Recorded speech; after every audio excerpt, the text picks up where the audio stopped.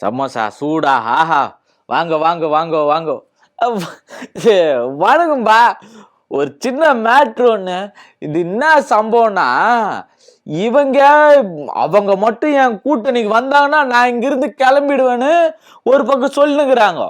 இவங்களே கூட்டணி அவரு கூட போய் சேர போறாரு, இவரு கூட போய் சேர போறாரு, விசில் அடிக்க போறாருலாம் பல பேர் பறைப்புட்டுங்கிறாங்க. இந்த இன்னும் நிறைய பேர் கூட்டணிலாம் வரல, கூட்டணிக்கு புதுசா வரவங்கலாம் இருக்காங்க அப்படின்னு ஏகப்பட்ட பேச்சுவார்த்தை இந்த எலெக்ஷன் டைம்ல போயினுக்குது. இந்த டைம்ல போய் இவர் இப்படி பேசுனது அவங்களுக்கு கொஞ்சம் ஏகப்பட்ட சலசலப்பை கிளப்பி விட்டுருச்சு. இந்த இந்த களத்தையே இந்த கூட்டணியே களைச்சு விட்டுரும் போல. அந்த மாதிரி நிலைமைக்கு இவர் இட்டுன்னு போய் தள்ளி விட்டாரு ஒரே ஒரு பேட்டியில. அது என்ன கதை அப்படின்னா, என்ன சம்பவம் ஆகி போச்சு அப்படின்னா, ஒரு நிமிஷம் எப்பா. ஏற்கனவே இந்த காங்கிரஸோட இந்த கூட்டணி இங்க இருக்குமா அங்க இருக்குமா அப்படின்றது ஏகப்பட்ட பிரச்சனையா கிடந்துச்சு.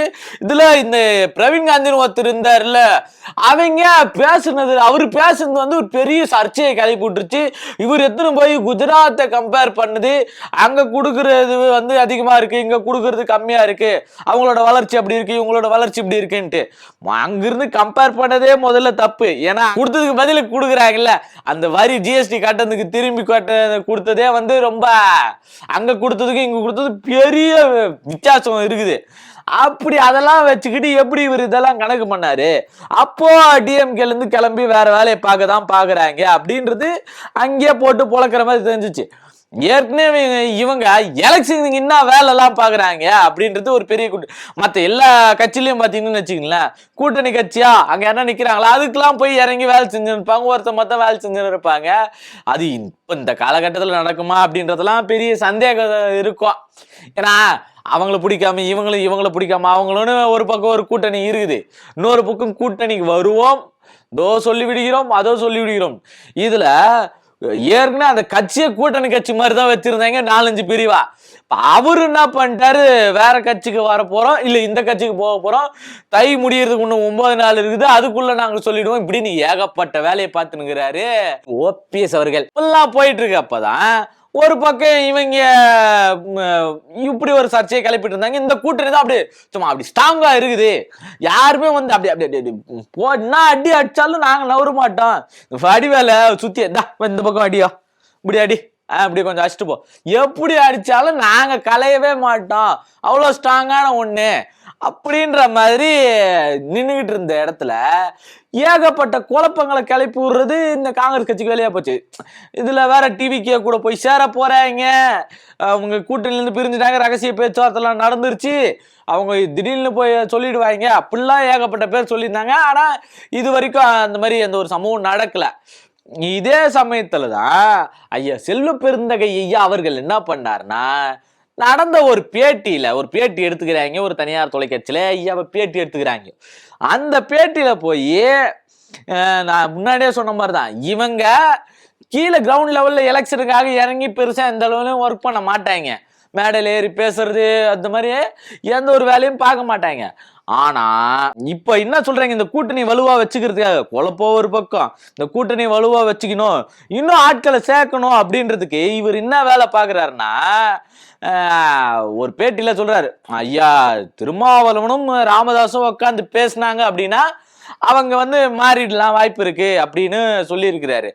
உடனே இவருக்கு என்ன தோணுச்சு, எங்க இருந்து இந்த அறிவு வந்துச்சு, எப்படி இப்படி ஒரு யோசனையை கொடுத்தாருன்னு தெரியல. அது விசிக மத்தியில மிகப்பெரிய அதிருப்தியை கொடுத்துருச்சு. அவங்க எல்லாரும் சும்மா கொந்தளிச்சு கிடைக்கிறாங்க. ஏன்னா இவரு முன்னாடியே சொல்லிட்டாரு, திருமாவளவன் ஐயா அவர்கள் முன்னாடியே சொல்லிட்டாரு, ஐயா எப்படிப்பட்ட ஒரு சக்திகள் வந்துச்சு அப்படின்னா, பாஜகவும் பாமகவும் உள்ள வருது அப்படின்னா நாங்க இருக்க மாட்டோம், இத பத்தி முடிவெடுக்க வேண்டியது எல்லாம் திமுக மட்டும்தான், அவங்க முடிவுல நாங்க குறுக்கு வர மாட்டோம், எங்க முடிவுல நாங்க பின் வாங்க மாட்டோம், எந்த இடத்துல சளைச்சுக்க மாட்டோம் அப்படின்றது இவர் முன்னாடியே சொன்னதுதான்.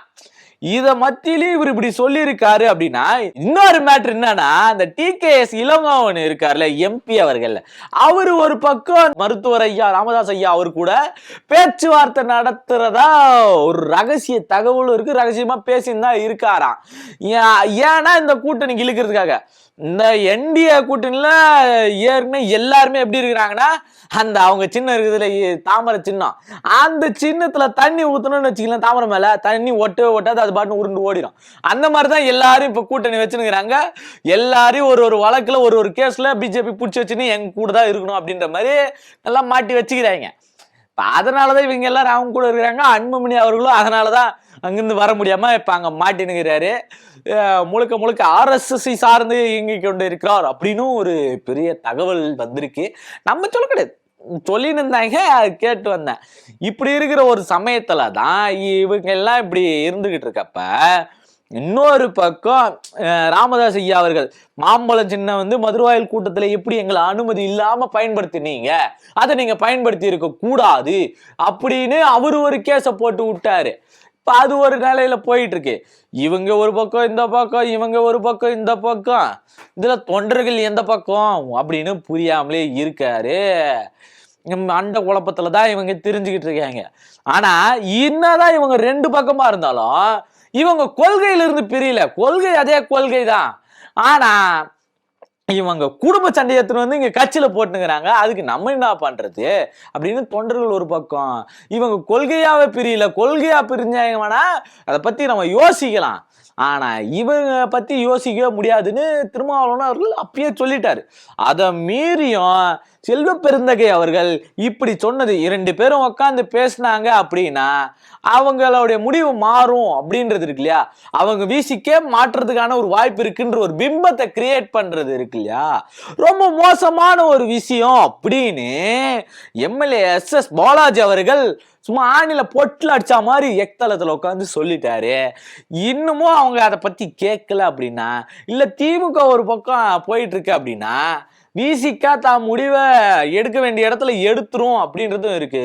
ஒருவேளை கட்டாயத்தின் பேர்ல போய் நின்றுவாங்களா அப்படின்னு கேட்டாலும் தெளிவா இருக்காங்க. தொண்டர்களே சொல்ல ஆரம்பிச்சிட்டாங்க, அப்படி மட்டும் இவங்க யாருன்னா பண்ணாங்கன்னா நாங்க இந்த கொள்கை முடிவுக்காக மட்டும்தான் நாங்க அவர் கூட இருக்கிறோம், அதனால அவங்க அப்படி ஒரு முடிவு எடுத்தா நாங்க அவரே விட்டு வர்றதுக்கு தயாரா இருக்கும்ன்ற அளவுக்கு, எந்த அளவுக்கு தெளிவு. ஏன்னா தலைவரே அப்படி பண்ணாலும் அவர் பண்ணது தப்பு, அதனால அவர் கூட நாங்க இருக்க மாட்டோம்ன்ற முடிவு எடுக்கிற வரைக்கும் தொண்டர்கள் ரொம்ப தயாரா இருக்காங்க. அவர் அப்படி ஒரு முடிவு எடுக்க மாட்டார், எடுத்தாருன்னா அவர் கூட நாங்க இருக்க மாட்டோம்ன்றது இருக்குல்ல. இது எப்படிப்பட்ட ஒரு கட்சியா இருக்கு, இது எப்படி அழுந்துகிட்டு இருக்கு, இது எல்லாம் இவங்களுக்கு நியாயம் தரக்கூடிய ஒரு கட்சியா இல்லாம இருக்கே, இது இவங்க கண்ணுக்கு போய் சேராம இருக்கே, இது பத்தி தான் ஒரு பெரிய கேள்விக்குறியே வருது. ஏன்னா திடீர்னு முளைச்ச வந்தவங்களாம் எனக்கு நல்லது பண்ணிடுவான், எனக்கு நல்லது பண்ணிடுவான், எனக்கு நல்லது பண்ணிடுவான்னு சொல்றாங்களே. ஆனா நல்லது மட்டும் பண்ணுவாரா, அது எதன் அடிப்படையில பண்ணுவாரு, என்ன கொள்கைகள் இருக்கு, எந்த வட்டாரத்துக்குள்ள இருந்து அவர் பண்ண போறாரு, யாருக்கெல்லாம் அவர் படியளக்க போறாரு அப்படின்றது ரொம்ப முக்கியமான விஷயம். ஏன்னா ஒரு 41 பேர் இறந்ததுக்கு அப்புறம் அவங்களுக்கு கொடுக்கற வேண்டியது இருக்குல்ல, 2 பக்கத்துல மிஸ்டேக் இருக்கு. அந்த மிஸ்டேக்கை ஏத்துக்கிறதுக்கு யாருமே தயாரா இல்ல. இவங்களும் பொறுப்பெடுத்துக்க தயாரா இல்ல, அவங்களும் பொறுப்பெடுத்துக்க தயாரா இல்ல. அப்ப யாருதான் அதுக்கு பொறுப்பெடுத்துக்கிறது? வெளிப்படையா சொல்லணும், ஐயா இப்படி ஒரு சம்பவம் நடந்துச்சு, இனிமே நடக்காம பாத்துக்க வேண்டியது ஏன் கடமைன்னு இந்த பக்கம் ஆட்சியாளர்கள் எடுத்துக்க வேணும், இந்த பக்கம் அந்த சொந்தக்காரங்க வீட்டுக்கு சொந்தக்காரர் இருக்கால அவன் எடுத்துக்கிறோம். இவங்களுமே 2 பேருமே அதுக்கு பொறுப்பு எடுத்துக்கிறதே கிடையாது. டாபிக் எங்கேயும் மாறின் போதே இப்படி இவங்க இப்படி வளர்ந்துகிட்டு இருக்க, இப்படி இருக்கிற கட்சிகளை நம்பிக்கிட்டு இருக்கீங்களே, இந்த பக்கம் என் தலைவனே தப்பு பண்ணாலும் பரவாயில்ல, ஆனா தப்பு பண்ணா அங்கிருந்து நான் வெளியே வந்துருவேன்னு ஒரு தலைமையை உருவாக்கி வச்சிருக்கிறது இருக்குல்ல. இப்படிப்பட்ட ஜனங்களை, இப்படிப்பட்ட ஒரு கட்சியை யாரும் பெருசா ஏத்துக்கிறதுக்கே ஒரு 35 வருஷம் ஆயிடுச்சு. 35 வருஷம் ஆனதுக்கு அப்புறமும் இவங்க இறங்கி வந்துருவாங்க அப்படின்னு இவங்க நம்பிக்கிட்டு இருக்காங்கல்ல. ஐயா செல்வ பெருந்தகை அவர்கள் அவங்களுக்கு எல்லாம் பொட்டில் அடிச்ச மாதிரியான பல பதில்களை தொண்டர்கள் வச்சிருக்காங்க, தலைமை கிடையாது, தொண்டர்களே வச்சிருக்காங்க. அப்ப இப்பேற்பட்ட முடிவுல திருமாவளவன் அவர்கள் பின்வாங்க மாட்டார் அப்படின்றது ரொம்ப தெளிவா இருக்கு. SS பாலாஜி அவர்களும் ரொம்ப தெளிவா இந்த விஷயத்த சொல்லிட்டாரு. என்ன ஐயா இப்படி ஒரு பிம்பத்தை கட்டமைக்காதீங்க, விசிக வந்து தன் நிலையில இருந்து இறங்கிடும்ன்ற பிம்பத்தை கட்டமைக்காதீங்க அப்படின்றது தெளிவா சொல்லியாச்சு. அதை மீறிய செல்வ பெருந்தகை அவர்கள் இப்படியே பேசிட்டு இருந்தாரு அப்படின்னா அது திமுக கூட்டணி அப்படி ஆட்டி பாத்துரும் அப்படின்றது ரொம்ப தெளிவா தெரியுது. இந்த ஆட்டி பார்க்காம இருக்கணும், இவங்களுடைய அந்த வேலையெல்லாம் செய்யாம இருக்கணும் அப்படின்னா இந்த எலெக்ஷனை பொறுத்த வரைக்கும் அவங்க எப்படி இருக்க போறாங்க, இப்படிலாம் நடந்துக்க போறாங்க, இந்த கூட்டணியை மேலும் வலு சேர்க்க போறார்களா இல்ல உடச்சு விட போறாங்களா அப்படின்றது பெரிய கேள்விக்குறியா தான் இருந்திருக்கு. ஏன்னா இன்னைக்கு இந்தி திணிப்பு, இந்தி படிக்கணும்னு சொல்றது எல்லாமே இன்னைக்கு வேணா பிஜேபியை நம்ம சொல்லலாம்.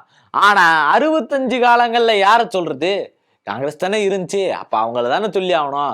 யாருமே வந்து இங்க தமிழ்நாட்டை வாழ வைக்கணும்லாம் யோசிக்கல, இந்த இடத்த பிடிக்கணும், அவங்க கண்ட்ரோல்ல அதை வச்சுக்கணும், மத்தியில யார் ஆண்டாலும் அவங்க அதை தான் பண்ணுவாங்க, அதை ரொம்ப தெளிவா இவங்க வச்சிருக்காங்க. அப்படி ஒரு நிலையில இருந்து மாறி வரணும் அப்படின்னா மாற்று சக்தியா அது மக்கள் சக்தியா இருக்கணும். ஊழல் சக்தின்னு சொல்லிட்டு தானே ஊழல் பண்றது ஒரு பக்கம், மற்றவங்க எல்லாம் ஊழல் சக்தி சொல்லிட்டு தானே ஊழல் பண்றது ஒரு பக்கம், இன்னொரு பக்கம் காலகாலமா ஆண்டு தள்ளிட்டாங்க. ஆனா உண்மையான மக்கள் சக்தி எதுவோ அது மக்கள் கண்ணுக்கு போய் சேர மாட்டேங்குது. அவங்கள வந்து இவருக்கான ஜாதி தலைவர் தான், அவங்களுக்கான தலைவர் தான் அப்படின்னு சொல்றவங்களுக்கு எல்லாம் சொல்லிக்கிறேன், ஓபிசி மக்களுக்கு இடஒதுக்கீடு ஒதுக்கப்படு இல்லாம போகுது, அதை பத்தி அந்த கருத்துக்கு வந்து எதிர்கருத்து வருது, இடஒதுக்கீடு இல்லாம போற சூழல் வருது அப்படின்னா அதுக்கு முதலா குரல் கொடுத்தவர் திருமாவளவன் ஐயா அப்படின்றது ஆணித்தரமான உண்மை, யாராலையும் மாற்றவும் முடியாது. ஆனா நம்மெல்லாம் அந்த பரம்பரை, அப்படிப்பட்ட பரம்பரை, ஐயோ நம்ம கலாச்சாரத்தை கொண்டுருவாங்க அப்படின்னு சொல்றவங்க யாரும் உங்க நலன்களை பத்தி பேசல. இல்ல எல்லாரும் ஊழல் பண்றாங்க, அவங்களை எல்லாரும் தாண்டி நம்ம தான் வரணும் அப்படின்றவங்களும் உங்க நலன்கள் பத்தி எங்கேயுமே போய் பேசல, இது வரைக்கும் எங்கேயும் வந்து நிக்கவும் இல்லை. இதனாலதான் நான் தெளிவா சொல்றேன், ஓட்டு குத்தும் போது எங்க குத்தணுமோ அங்க தெளிவாகவும் குத்தணும், அத வியூகத்தோடு சரியா செயல்படணும். அப்படி யார் செயல்பட்டு யார் இந்த எலெக்ஷன்ல ஜெயிக்க போறாங்க, எந்த கூட்டணி ஜெயிக்க போது, கூட்டணியே இல்லாம பிகில் ஊதுறவங்களா ஜெயிக்க போறாங்களா அப்படின்றத நம்ம வெயிட் பண்ணி தான் பார்க்கணும். எப்படியும் ஏப்ரல்ல வந்துடும் எலெக்ஷனு, மே மாசம் எண்டுலயோ ஜூன் ஸ்டார்டிங்லயோ ரிசல்ட்டை விட்டுருவாங்க. அது வரைக்கும் என்ன பண்ண போறாங்கன்னு தெரியல, இது வரைக்கும் தெரியாது, இப்பவும் தெரியாது, அப்புறமும் தெரியாது. வெயிட் பண்ணி பார்க்கலாம். நன்றி, வணக்கம்.